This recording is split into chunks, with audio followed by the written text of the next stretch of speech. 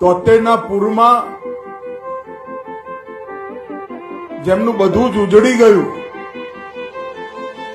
એ વખતની સરકારે અહીંયા કેટલાક પરિવારો સાબરમતી પૂરના પુનર્વસનના પેઠે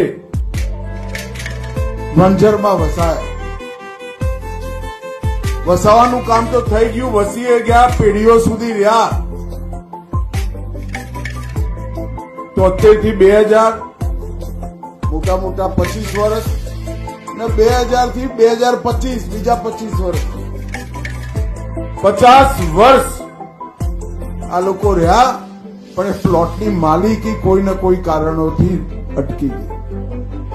હું ખરેખર આના માટે આપણા ધારાસભ્ય અમિતભાઈ ઠાકરને હૃદયપૂર્વક અભિનંદન આપવા માંગુ છું. 100